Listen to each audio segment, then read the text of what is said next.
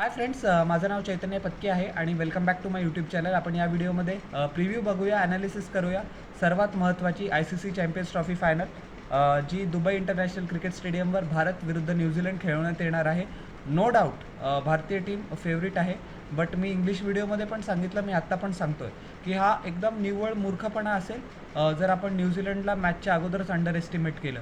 खूप वेळेला असं झालं आहे. 2019ची 50 ओव्हरची सेमीफायनल बघून घ्या, 2021ची WTC फायनल बघून घ्या, 2021मध्येच group stage T20 world cup जो दुबईलाच झालेला तो पण बघून घ्या. न्यूझीलंडनी आपल्याला पाणी पाजलं आहे, ज्या पण वेळेला आपण त्यांना अंडर एस्टिमेट केलं आहे. सो आपण चांगल्या पद्धतीने प्रिपेअर करायला पाहिजे. समजा माझ्या मते समजा जर आपण टॉस जिंकला, अनफॉर्च्युनेटली रोहित शर्मा काही टॉस जिंकत नाही आहेत. 14 वेळेला असं झालं आहे की तो कन्सेक्युटिव्ह टॉस हरलेला आहे. बट समजा जर आपण टॉस जिंकला तर माझ्या मते आपण पहिले बॉलिंग घ्यायला पाहिजे. आता खूप लोक असं म्हणतील किंवा त्यांचा पर्स्पेक्टिव्ह असतो की runs on the board in a big final, पहिले बॅटिंग करा, स्कोरबोर्ड प्रेशर आणि जे फायनलचं प्रेशर असतं ते ऑटोमॅटिकली ऑपोजिशनवर ट्रान्सफर होऊन जातं. मी ॲक्च्युली बिलीव्ह नाही करत, कारण मला असं वाटतं की आपली जी बॅटिंग डेप्थ आहे ती न्यूझीलंडपेक्षा विथ ऑल ड्यू रिस्पेक्ट खूप प्रतीने जास्त सुपिरियर आहे. आपण ॲटलिस्ट नंबर 9पर्यंत बॅटिंग करतो. आपण समजा न्यूझीलंडला 270 पण मी म्हणतो 270पर्यंत समजा जर रिस्ट्रिक्ट केलं. दुबईचा ट्रॅक जसं माहिती आहे की टर्निंग ट्रॅक आहे, तिथे पुष्कळ असिस्टन्स मिळतं स्पिनर्सला, तरी आपण ही मॅच इझिली चेस करू शकतो. आता न्यूझीलंडचं पण काय म्हणणं असेल की आम्ही पहिले बॅटिंग करू आणि नंतर डिफेंड करायला बघू. ते न्यूझीलंडचंच पर्स्पेक्टिव्ह असेल, but I think we should win the toss and bowl first.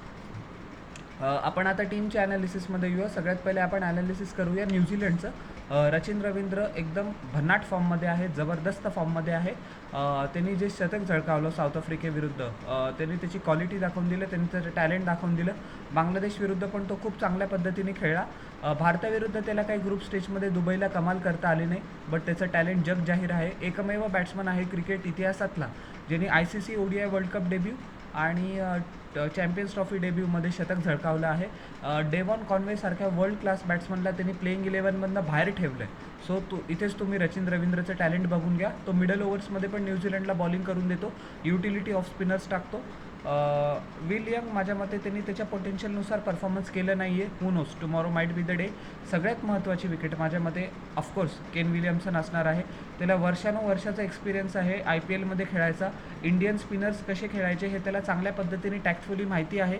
तो ॲक्सेलरेट करू शकतो, तो स्ट्राईक रेट रोटेट करू शकतो, वन्सला टूजमध्ये कन्वर्ट करू शकतो आणि अक्षरशः पाठीचा कणा येतो न्यूझीलंडचा.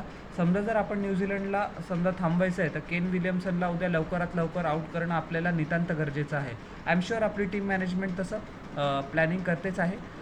त्याच्यानंतर काय म्हणतात त्याला, आपण न्यूझीलंडच्या फास्ट बॉलर्सकडे येऊया. मॅट हेनरी खेळतो की नाही याच्यावर अजून एक खूप मोठा प्रश्नचिन्ह आहे. तुम्हाला माहीत असेल की 2019च्या वर्ल्ड कप सेमीफायनलमध्ये मॅट हेनरीमुळे आपल्याला पुष्कळ नुकसान सोसावं लागलं.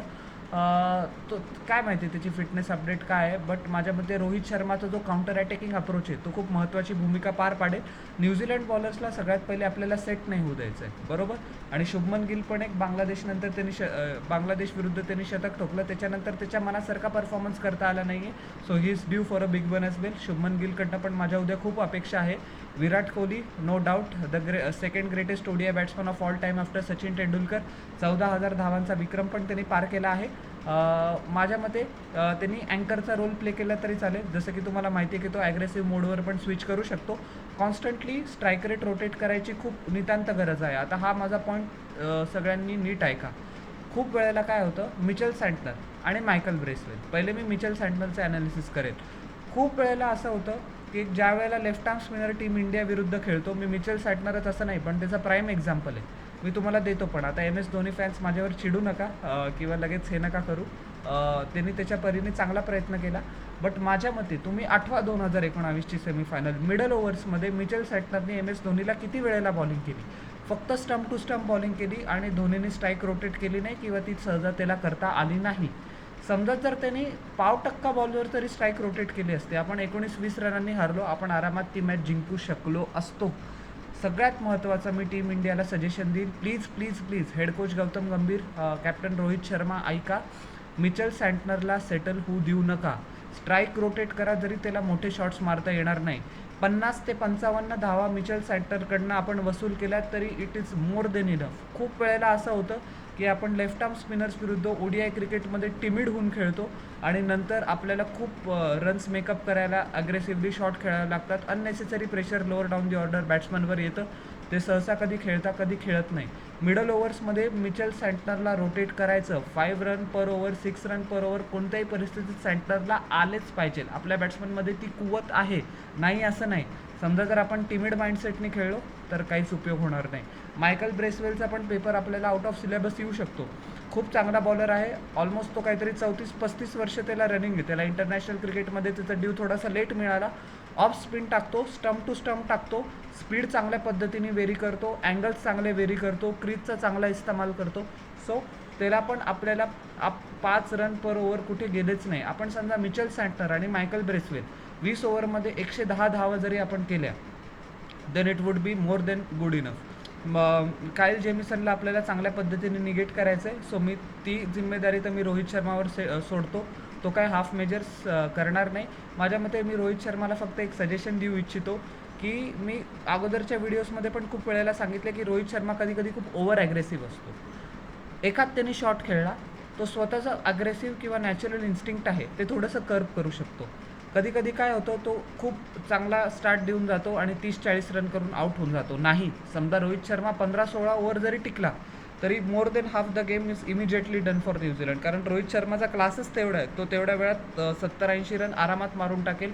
ॲटलिस्ट 130-135चा त्याचा मिनिमम स्ट्राईक रेट राहील. तुम्हाला माहिती आहे की रोहित शर्मा किती सेल्फलेस आहे. सो रोहित शर्माला मी ते सांगू इच्छितो, राजा माझा कंट्रोल्ड ॲग्रेशन, नुसतं ॲग्रेशन नाही, कंट्रोल्ड ॲग्रेशन.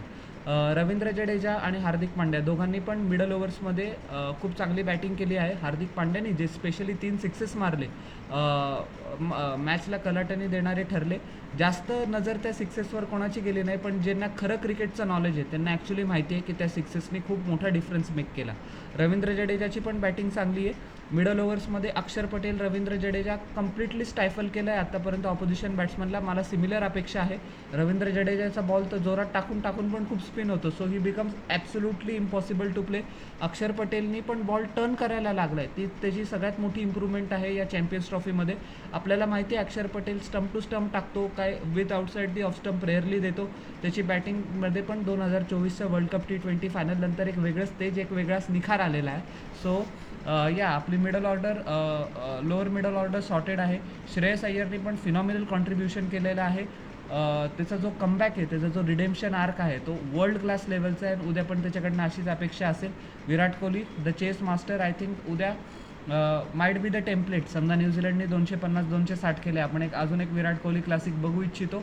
आणि आपली बॉलिंग तर सॉर्टेड आहे. मोहम्मद शामीने ज्या वेळेला आपल्याला नितांत गरज असते टॉप ऑफ दी ऑर्डर, आणि स्टीव्ह स्मिथचा जो त्यांनी सेमीफायनलमध्ये बोल्ड काढला तो पण खूप महत्त्वाचा होता.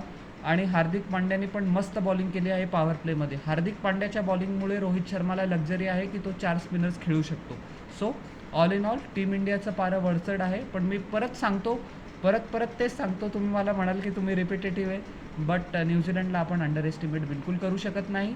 But of course team India becomes the overwhelming favourite. Who knows, tomorrow might be the last white ball ODI tournament, ICC tournament of Rohit Sharma, Virat Kohli. Enjoy करायचं आहे दोघांनी पण, and make sure that we win.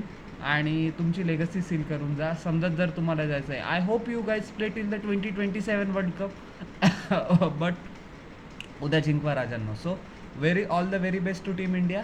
आणि तुम्हाला माझं प्रिव्ह्यू कसा वाटला चॅम्पियन्स ट्रॉफी फायनलचा हे न विसरता जरूर माझ्या यूट्यूब चॅनलमध्ये खाली सांगा मला कॉमेंटमध्ये.